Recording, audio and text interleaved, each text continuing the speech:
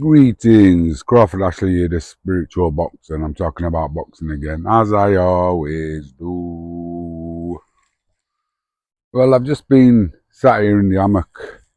I don't know where this is going to go, actually. And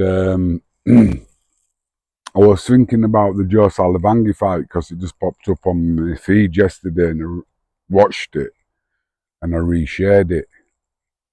And it just got me thinking about all the good times, the great people I met, and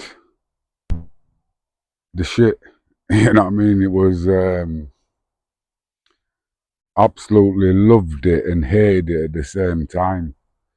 I hated the bollocks that was going on with it, but I loved actually fighting. You know, testing yourself and seeing how good you are. And some of the people I met, and I was talking to Jonathan yesterday about Frank Warren and the stuff and the strokes he pulled on me while I was signed under him as my manager. Supposed to get me the best price for the jobs, and it's like,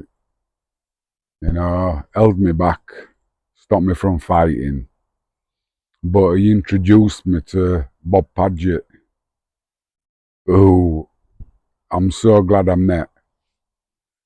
And Bob was his right hand man. He actually set up Frank Warren, started him off and everything. And when I was boxing Michael Nunn, I didn't have a trainer. So I was talked to Frank, and Frank gave me free trainers' names. And I didn't have a clue who any of them were. So I phoned up Darky Smith, and I asked Darky what he thought of these free trainers.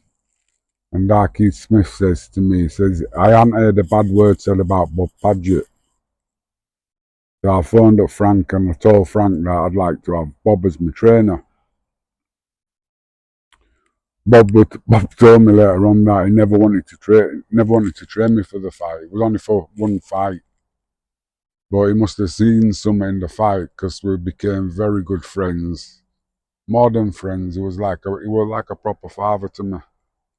Taught me more about boxing than anybody else. Helped me discover it.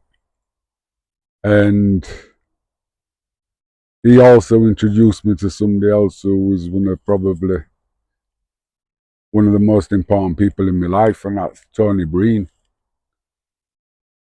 He basically got me back into boxing, and I wish I'd have met him sooner. But yeah, the back end of my career, we had a great ride, we had some fun. But I didn't like the lies that Baloney kept telling me. Kept telling me TV wasn't interested in me, and them things.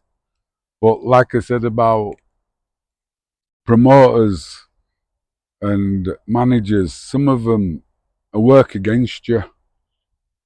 They don't work for you, they work against you. And it's kind of like sad. It's like analogy with a football team. You've got a five-a-side football team and you're playing a full team. Their goal's half the size your goal and you're playing uphill. That's how the promoters have it. They don't want you to win. And it's even your promoters, the people who look after you. And that was going on from time, pick and choosing fights, who they're going to box, who they can say they made world champions. And I think that's what it is. I think most of it's down to promoters' egos and managers' egos that they made this person a world champion when talent should be there, not their maneuverings. But the dark side of boxing's shit. But the actual combat and the actual testing yourself against the best in the world is brilliant. You've got to go through so much just for the training of it. It's like talking to Jonathan, because he's just starting out on his pro career. And it's that insights into the things that how hard you have to work to do 12 rounds, how hard you have to work in training to do 12 rounds. And when you train for these 12 round fights and then they get pulled off a week before, you're not fighting because they've pulled out, it's bad, man. And it hurts your body. It really does hurt your body, man. You work hard, you train hard, and then there's no fight. And if there's no fight, you don't get paid. And managers and promoters do that. And sometimes they keep you in training when they know there's going to be no fight because they want to keep you skint. So you'll jump at any opportunity and any chance for anything. It's wrong. But the actual combat side of boxing is brilliant. But there's a lot going on now about boxing training for wellness and fitness. And I didn't realise it's how happy you are when you're actually in the gym, when you train, and how calm you are when you're outside. It's weird. It seems like you focus that much on boxing that nothing else seems to affect you. When you're out, you're working on moves in your head, working out how to jab your balance and all this lot. Because boxing is so, what's that word, intense. It's everything, basically. It's the whole life, it's whole movement, it's body, it's mind, it's spirit. It's everything. And that's, yeah, and that's it's trying to get people who actually want to test themselves, want to push themselves to the limit, if there is a limit. You know, boxers were mad. You have to be mad to want to box. So embrace that madness, chill out with it. You know, because there's only few people who are cut out to be boxers. And I found that out.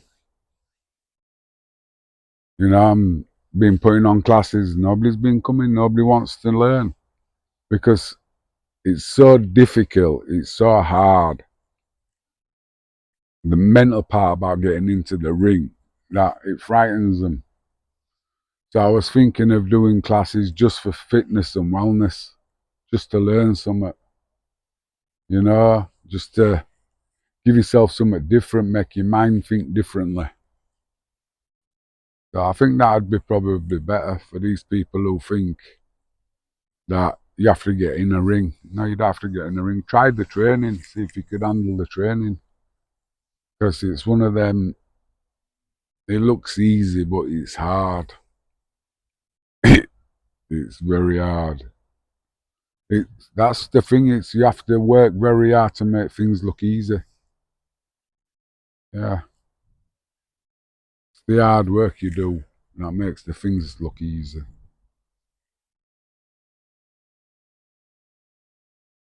Yeah, I like that one. It's a good one, is that one.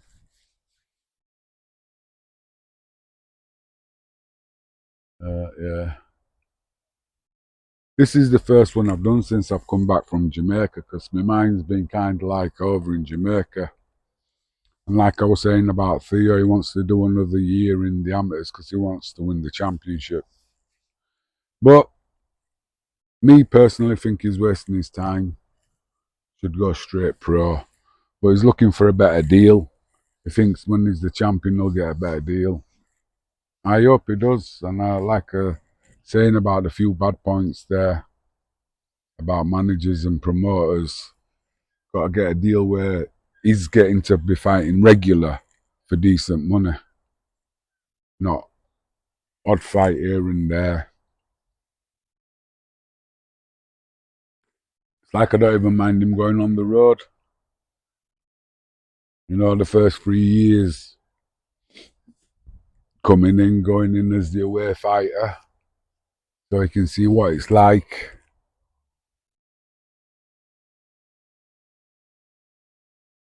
You know, but like I'm telling everybody, we're coming to win. It's that simple. When we get in the ring, we go to win. Anyway, I hope this bit of chit chat, because I haven't been on for a while, I hope you enjoyed it, liked it, whatever. If you did, you know, leave a comment, share it, subscribe, because I'm trying to get it up so I can do something with it, so I can get a Patreon page, because, you know, times are getting tough. Anyway, till next time, I'm going to be chilling out.